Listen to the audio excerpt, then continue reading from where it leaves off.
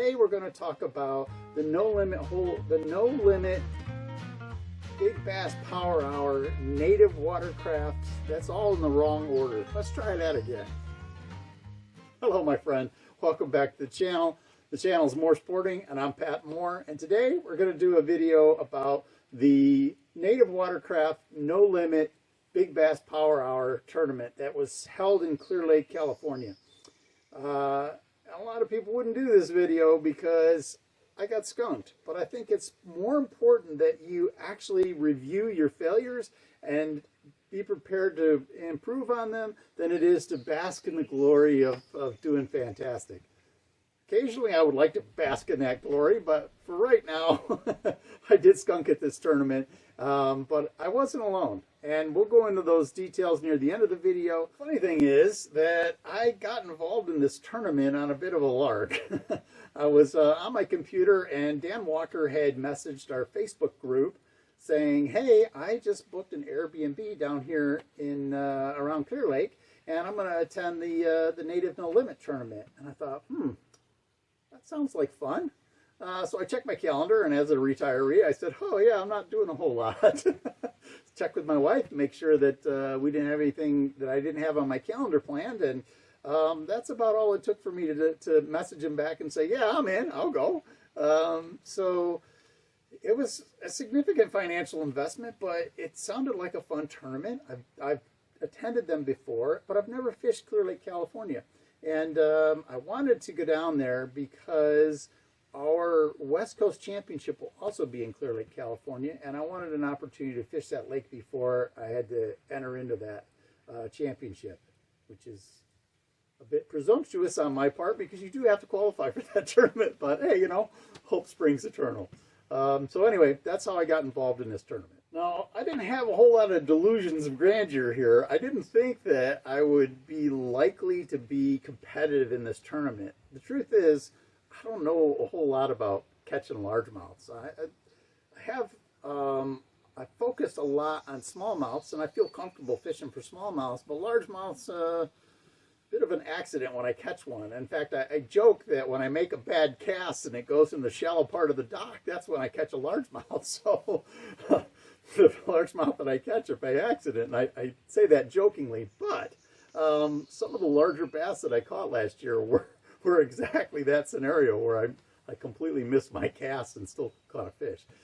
Anywho, between needing some experience in catching largemouths and also, as I mentioned, wanting to understand the lake a little bit better for our championship, it just seemed like the logical thing to do. I can always use a little bit more experience. So yeah, that was my thought process. And as I mentioned, the pre-fishing didn't go particularly well. I did catch some fish, and I will show you some of that footage and give you some commentary on it, of course. I caught a few fish, but it was really limited.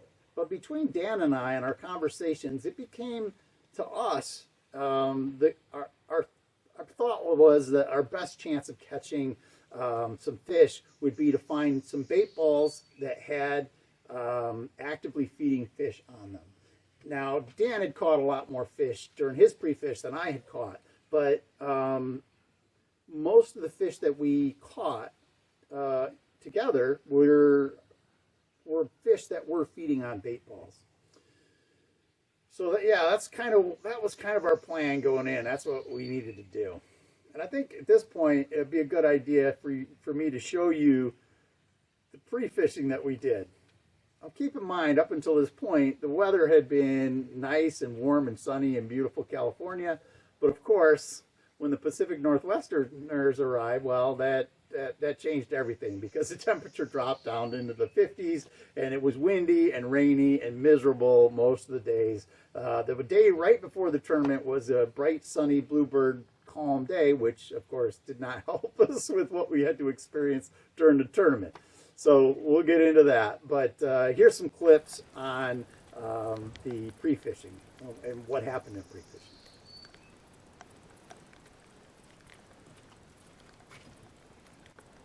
Yeah, so as you can see, it's pretty much Pacific Northwest weather down there. It was like 55 and raining. It was miserable. But it's a good thing I brought my dry suit because I wore that thing every single day, and it did save my bacon in quite a few instances. So I was thrilled to have it.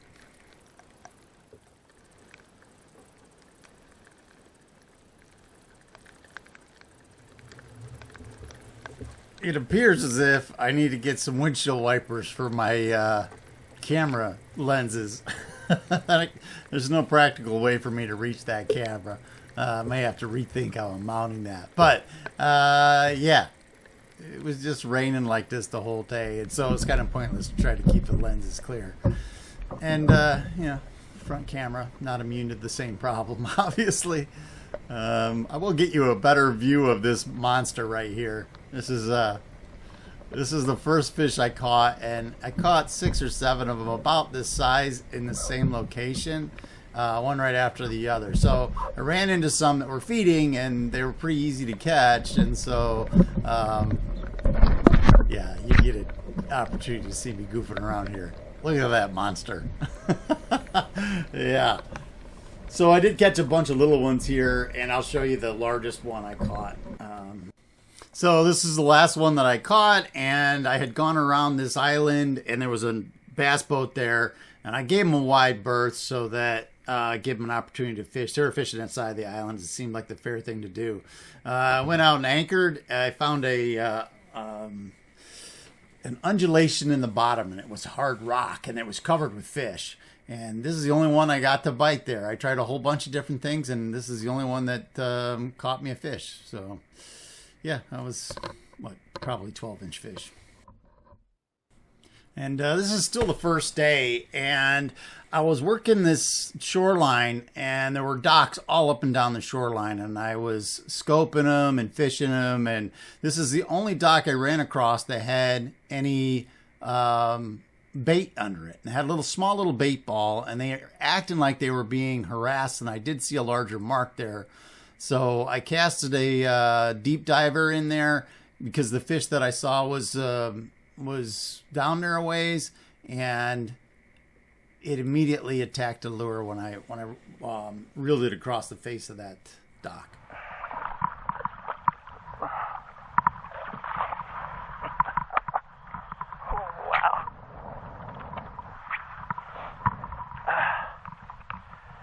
Came off right in the net. That was nice of him.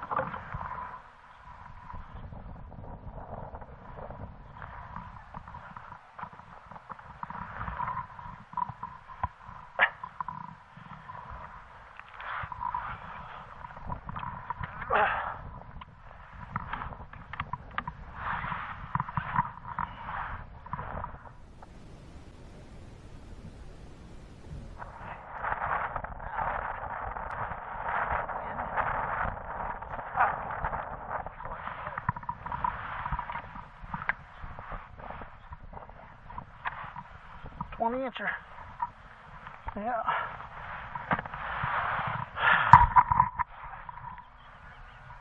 See that? That's a 20-inch fish. His jaw's all messed up, but don't let him go. Yeah, buddy. So that was the end of the first day's pre-fishing, and if anybody sees this paddle floating around the lake, give me a shout, because I lost this paddle somewhere in Clear Lake in one of the storms. So yeah, I'm paddleless now, so give me a call if you find that. All right, let's go on to our second day. All right, here we are, day 2, launching from County Park. If you guys don't recognize this, looking for some largemouth bass. We caught a couple of them yesterday. Wasn't enamored with that area. Today, we're hoping for a few more fish. What would be nice is to catch about 20, 15 inchers. Well, I'm not going to catch that many fish because I wouldn't intentionally do that during pre-fish. But get in an area where they look like they're biting pretty good. That would be nice. a lot of what I'm doing here is just getting familiar with the lake so that when I come out here for the West Coast Championship, assuming I qualify, I'll be ready. I'll know what the hell I'm doing. Well, at least I'll know where I'm going. I seldom know what the hell I'm doing. But I will know where I'm going. And through some miracle of fate, I managed to remember to pull my wheels up.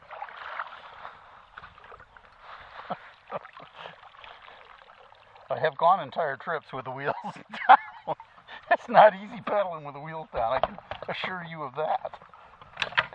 Those 14-inch wheels down in the water, they tend to drag a little bit. You know, go figure.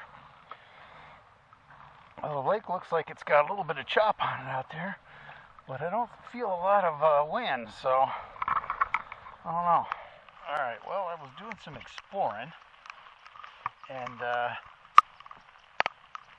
back here in this end of this slough, of course, I turned my camera on and they're not there right now, but there's literally millions of crappies back here. Okay, thousands of crappies. Huge schools of them.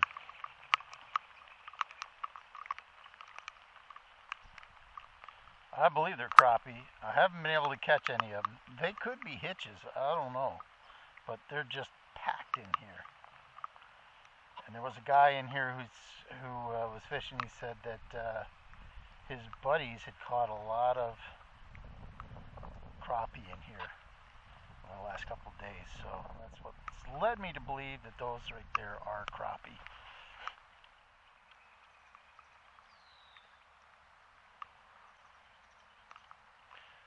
Right there is almost certainly a carp. Yeah.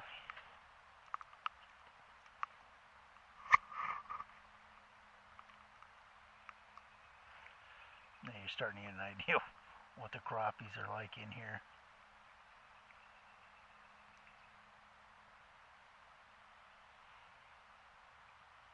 I think there's probably some bass back in here as well. Occasionally I see the crappie spook, and it's not me that's spooking them.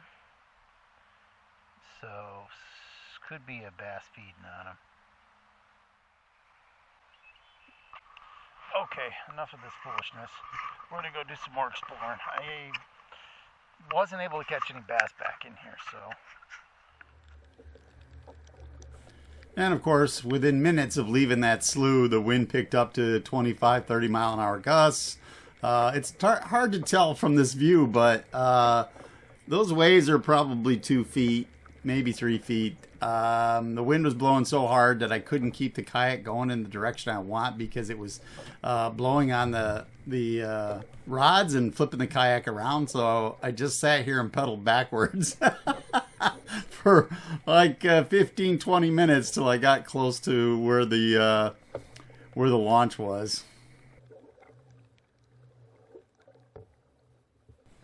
The conditions were so bad that one of the Idaho guys was just standing on the end of this point here videotaping me and laughing. It was a bit entertaining to watch the kayakers try to get in off that water. It was pretty heavy.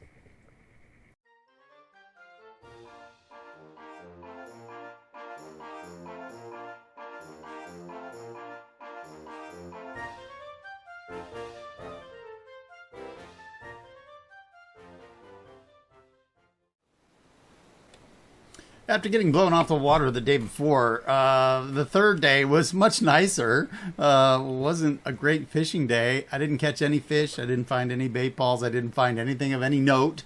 And so the area that I fished wasn't something that I was going to be able to return to. So, yeah, that was a bit frustrating. But I figured we'll just find something completely new to do on tournament day.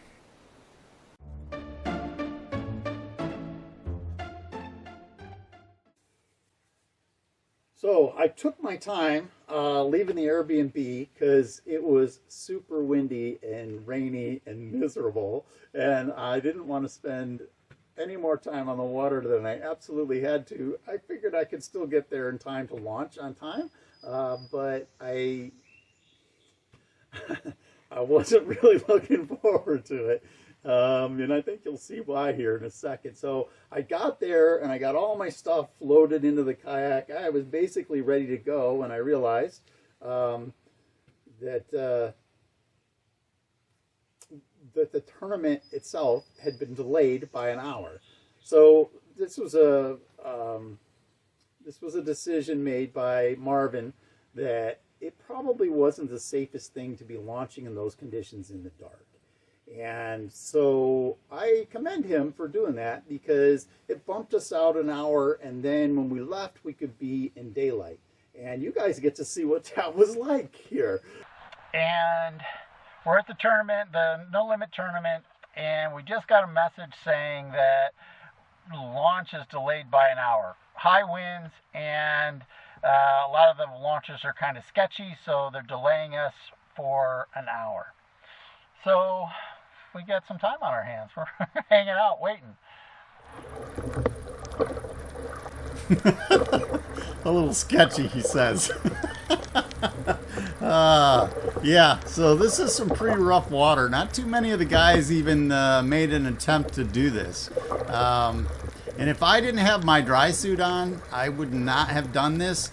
I would have been soaked within the first 3 minutes. There was water coming over the edges and over the bow. It was pretty treacherous stuff right there. But I did basically see the island there in the distance. I got to get behind that so that I can. There's another couple islands behind it. So if I can get to those, then I should have a little bit of a windbreak and be able to fish a little bit more. And these two guys you see on the right, they peeled off and went on the quiet side of that larger island, and I never saw them again. So I pretty much fished the entire day without seeing another person. Probably because there was no fish where I was. But yeah, I didn't catch anything, so I guess it was a good idea for everybody else not to have followed me. But it was nice to be in the middle of one of the largest tournaments in California and not have to deal with any other kayakers. That was kind of cool.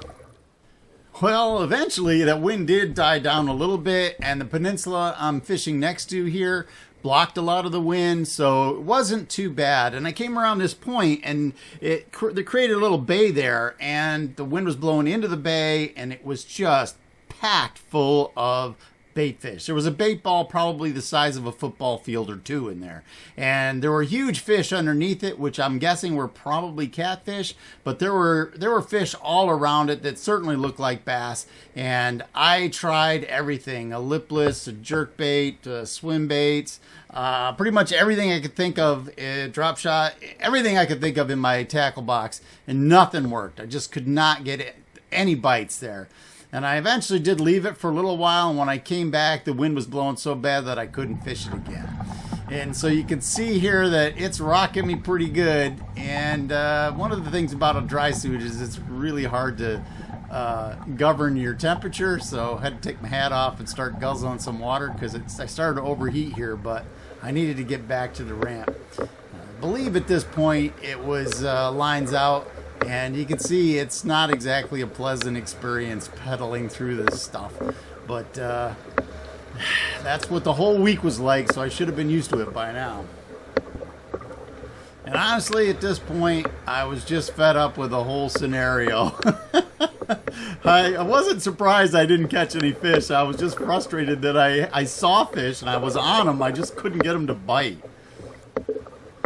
Well, so now you know the full story of my Clear Lake adventure, and I have resolved to spend some time figuring out how to get a bass to bite a Damiki rig. All right, well, thanks for watching the video. Please like and subscribe, and that's about all I got for you.